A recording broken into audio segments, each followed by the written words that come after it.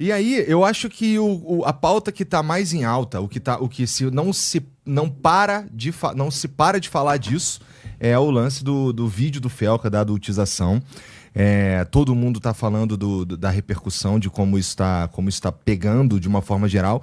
E eu queria debater aqui alguns pontos de vista sobre esse fenômeno, sobre o que aconteceu. Eu acho que a gente podia começar falando...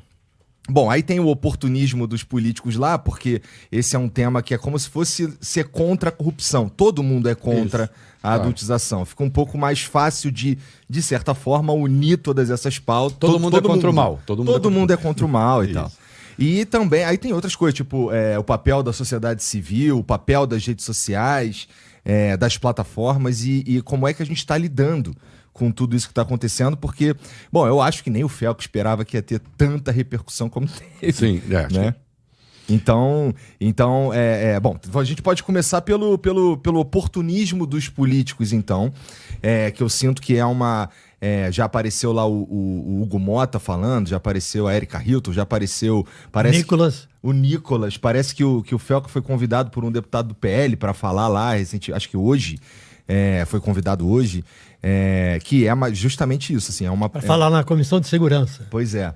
Da Câmara dos Deputados. Uma coisa que o Tramonta levantou mais cedo aqui é que é interessante, porque o Hugo Mota tava falando lá que tem um monte de coisa para votar, que não sei o que e tudo mais, mas aí surge um assunto como esse que une todo mundo, faz o quê? Esse aqui acho que ele pode aparecer primeiro. Porque não agora, né? Veja só, há coisas que, se não forem ditadas pela oportunidade, não acontecem. Sim. Então, a política também tem a força da oportunidade. Né? E você tem o sufixo ismo aí para indicar uma coisa viciosa. É oportunismo, quer dizer, não é de verdade. Se começarem agora e depois não houver consequência, então nós estamos no ismo, na coisa viciosa. Se algo acontecer, nós estamos na oportunidade. E, portanto, é uma boa oportunidade. Sim. Agora, o que há de farisaico aí, nessa história toda, vamos lá. Existe uma essência no vídeo do Felca, aliás, muito bem feito. Muito bem feito tecnicamente, mas o roteiro que ele estabeleceu está muito bom.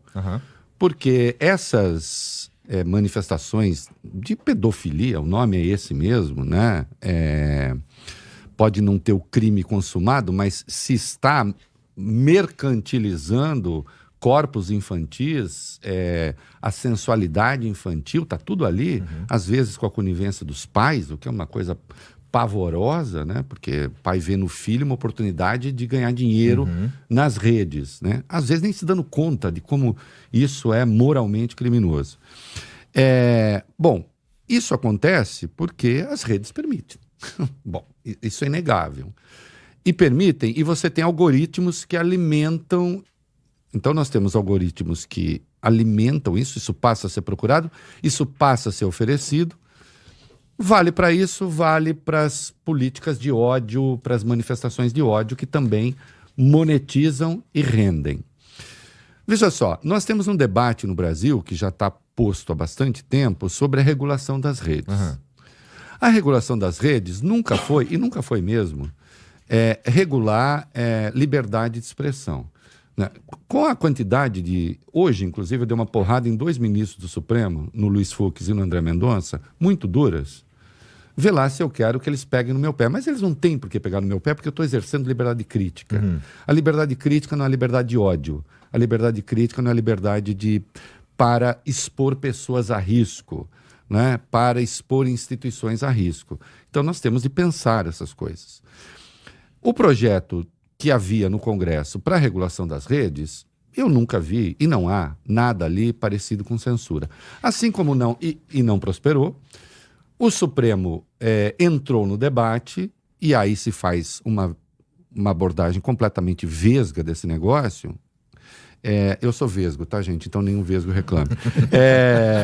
Então se faz uma abordagem absolutamente estrábica desse negócio. Eu lembrei do Sartre, né? Que tem estrábico divergente, ele falava, tem o cara terreno baldio, né?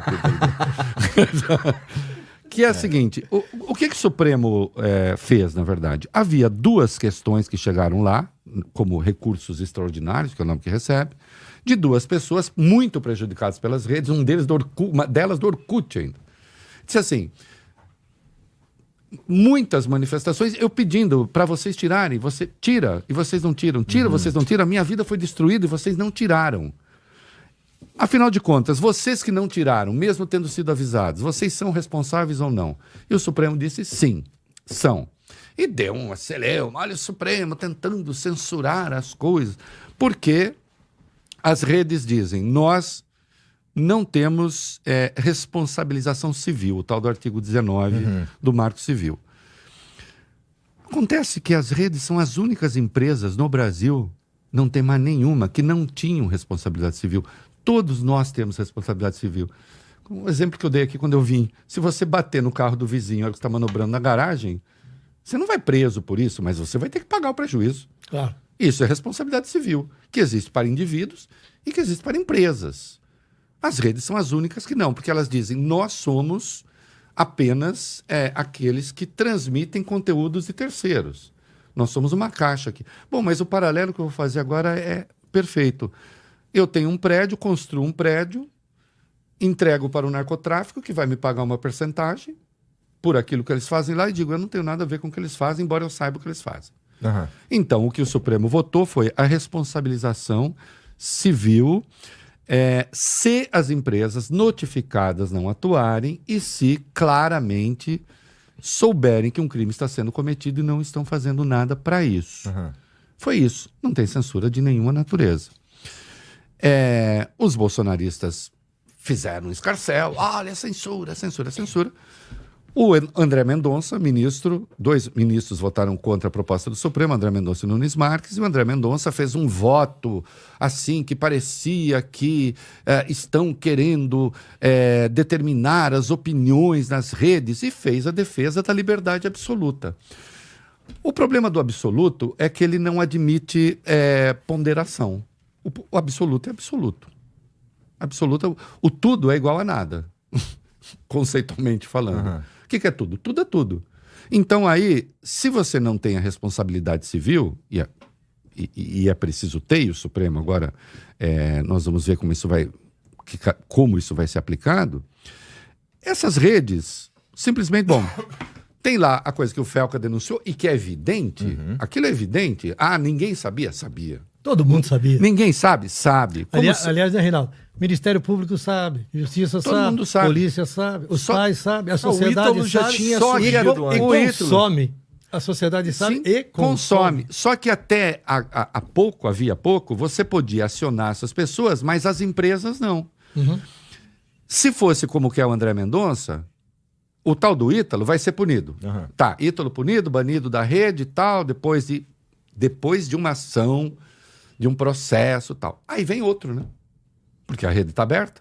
E aí vem outro, aí vem outro. Então é preciso que haja uma política pública para limitar essas pessoas. Então a importância do vídeo do Felca, eu não estou dizendo que a tese dele seja essa. Estou dizendo o que isso revela como fenômeno. Como fenômeno, revela que nós temos redes abertas a esse tipo de coisa que... É a velha história. Como a gente não consome, cara, eu fiquei... Sabia nem que tinha. Eu nem sabia que tinha desse jeito. Eu fiquei estarrecido. É estarrecedor. Assisti, Aí cada vez eu ia ficando mais chocado. E tem uma hora minuto. que um menino, acho que tem 12, 13 anos, diz, eu fico com ela, levanta aí, levanta, eles dão um beijo. Assim, de adulto. Você fica imaginando seus filhos, seus netos, colocados ali num sujeito que claramente é um proxeneta de criança. E aí vem pais pegando seus filhos. Aí fala assim, mas... Porque aí os ultraliberais vêm com essa conversa aborrecidíssima. Isso são os pais que são os responsáveis. Não, sem dúvida nenhuma os pais são responsáveis. Que o Ministério Público pega esses pais. Porque Estatuto da Criança e do Adolescente. Eles estão falhando com o dever do cuidado. Então que pega esses pais. Agora, nós temos que ter uma política pública para as redes. Se faltava uma evidência de que o controle, quando eu digo controle democrático, segundo... No geral, as pessoas não leram a decisão do Supremo. Entende? Então, fica assim, e vem o Elon Musk lá fora e diz, olha o que o Supremo fez. tá na carta que o Trump mandou pro Lula, tem o negócio das redes. Como se a gente tivesse cometido aqui um grande crime. E a legislação e a regulação que o Supremo propôs, até que o Congresso se manifeste, ela é muito mais modesta do que o que tem na Europa hoje. O problema é que querem a liberdade absoluta. E a liberdade absoluta termina nisso aí. E o doutor Drauzio Varela, há mais de ano, luta para tirar dezenas de vídeos manipulados, onde, em tese, ele aparece sugerindo medicamentos, primeiro, medicamentos que não têm eficácia comprovada. Segundo, ele não sugere medicamento nenhum. Terceiro, ele não faz consulta pela internet. Né? E ele luta na justiça para tirar vídeos que flagrantemente cometem crimes utilizando a imagem dele e a credibilidade dele, e ele não consegue tirar do ar. Não tira porque não tinha instrumento para isso. Você não tem instrumento legal para isso. O Congresso se nega a votar na suposição de que isso é uma tramóia da esquerda para controlar o debate. E aí, parte da imprensa, infelizmente, comprou esse discurso. Eu fiz uma brincadeira hoje no UOL, que é o seguinte: a liberdade de expressão é sagrada. Primeiro que nada é sagrado, a não ser o sagrado. Estamos tratando de questões humanas. Se a liberdade, se a expressão na rede, não vou chamar liberdade de expressão, se a expressão na rede serve ao cometimento de crime, não é de liberdade de expressão que nós estamos falando, mas é de crime. E a brincadeira que eu fiz foi a seguinte: se a bala Juquinha estiver sendo usada para cometer crime, não é que você vai proibir a bala Juquinha, mas você vai ter que ver que uso estão fazendo da bala Juquinha. Né, que até o menino no UOL brincou, o Diego falou assim: não proíbe a bala Juquinha. Eu falei: não, nem eu quero. Mas que uso estão fazendo? Tem muita gente que está assistindo a gente que não sabe o que é bala Juquinha. Não sabe que a bala Juquinha existe. Bala Juquinha é uma balinha cor-de-rosa que gruda no dente. Que existe, né? ó. E existe, ó. Ficava ali na Avenida do Estado, tinha até um displayzinho e tal. Bala Juquinha, Sete Belo. Juquinha, quando está chupando bala, não fala. Não fala nem da bola e nem da bala. Exato. Juquinha. Era assim o comercial. Exatamente. Não da bola nem da bala. Exatamente. Deixa eu levantar uma aqui, então, sobre o artigo 19, que é o seguinte. Um dos medos que eu tenho, e assim, não sou tão bem informado quanto vocês, mas um dos medos que eu tenho sobre sobre essa ideia de... vamos lá, agora tá mais fácil, de certa forma, ao responsabilizar o YouTube, por exemplo. As pessoas vão lá, denunciam e aquele vídeo ali, ele precisa sair do ar, né? Uma das coisas que me assusta é o seguinte, se eu estiver tratando de algum assunto espinhoso, que não seja crime, que a gente esteja conversando, e que seja espinhoso, vamos falar, sei lá, de racismo, vamos falar de, sei lá, pedofilia, alguma coisa que seja um tabu pesado. Eu não sei em que medida que eu poderia... o Flow, ele tem um alvo gigante nas costas, assim, as pessoas vira e mexe, tentam nos sacanear, nos destruir, qualquer coisa assim. Por meio desse novo dispositivo, eu correria o risco de ser denunciado e a plataforma tirar o meu vídeo? Pior, a plataforma, sabendo que correrá risco ao ter vídeos que tratem desses assuntos extremamente espinhosos, não faria, de certa forma, algum tipo de censura prévia para se defender mesmo, como, sei lá, uma empresa privada costuma fazer? Deixa eu dizer, evidentemente eu não seria responsável de dizer que risco zero, porque uma má aplicação da lei é sempre uma má aplicação da lei, né? Se você quiser destruir uma boa lei, inclusive, aplique-a de maneira idiota. Especialmente se há aqueles que querem não ter lei nenhuma, que é o que nós temos hoje, e sem lei nenhuma nós vemos para onde a coisa vai. É preciso que um humorista faça um vídeo sério para que a imprensa, que não deveria fazer humorismo, pare de fazer piada macabra a respeito. Claro que existe mas não existe, naquilo que o Supremo decidiu, não existe a exclusão automática. Existe a notificação. As empresas podem muito bem avaliar, saber, recorrer só a exclusão automática. A rede está obrigada, sob pena de tal, se já houver, por exemplo, uma decisão judicial, eu faço uma afirmação caluniosa sobre o Tramontina. a justiça já diz que isso é calúnia, já há uma decisão judicial a respeito disso. Portanto, isso é uma mentira que a justiça certificou ser mentira. Se alguém reincide nisso, a empresa é notificada e mantém esse troço, aí sim. Por quê? Mas, veja, são muitos níveis aí até que se possa chegar ali. Estão criando um falso debate que é o seguinte, vamos lá, nós podemos fazer aqui um debate sobre pedofilia? Deveríamos poder. E podemos. E podemos. Sim. E podemos fazer um debate sobre pedofilia. Não tenho tanta certeza sobre a urna eletrônica. Não, esquece. Isso é uma tentativa. Isso é uma tentativa de pichar a lei. Né? Se eu vier um professor de grego aqui e falar que os gregos antigos usavam meninos imberbes como seus pajens nos exércitos e tal, isso é uma informação histórica. E como informação histórica tal. Agora, se vier o cara e disser, e eu acho que hoje ainda a gente deveria ter direito a menino imberbe, aí, meu filho, aí também cada um é responsável por aquilo que faz. E fala. Aí né? nesse teu exemplo, esse é um bom exemplo. Vamos dizer que exista esse maluco, e esse maluco, sei lá, ele é ficou famoso porque ele é um neurocientista muito foda, que nem já aconteceu aqui de eu chamar um cara por uma razão e no fim o assunto ir total para um outro lado, porque, por exemplo, a gente chamou aqui o Super Xandão, que era um streamer, e no meio a gente descobriu que ele era terraplanista. E aí a gente foi falar sobre isso. Então, assim, acontece, pode acontecer. Esse episódio, o cara falar um absurdo num debate, não deveria ser um problema, desde que... Desde que você... Veja, desde que se acontece, desde que o Flow não fique falando assim, puxa, que legal. Claro. É bacana mesmo. Nisso eu confio, porque eu acho que eu não sou um monstro, então... Esse negócio de pegar a moleque é legal, né? Mesmo imberbe, inclusive, né? Nós temos uma Estatuto da Criança e Adolescente para sexo com crianças de 14 anos, que, aliás, a gente viu esse horror agora que o Felca botou no ar, né? E o sujeito em si, aí tem Ministério Público, bicho. Se ele...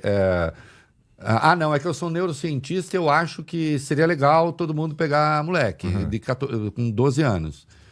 Desculpa, ele tem que saber que ele vive num país em que há o Estatuto da Criança e do Adolescente. Um país, e aqui vem uma questão, nós fazemos escolhas na sociedade.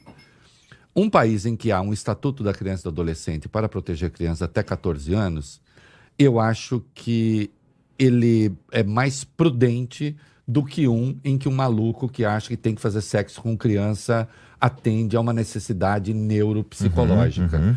Nós temos de fazer escolhas, né? É a velha história. Nós temos um Código Penal. Não há dúvida de que um monte de gente que comete crimes horríveis tem uma história, tem uma infância, muitas vezes, às vezes não também, mas tem uma infância ruim, teve não sei o quê, sofreu trauma, sofreu violência.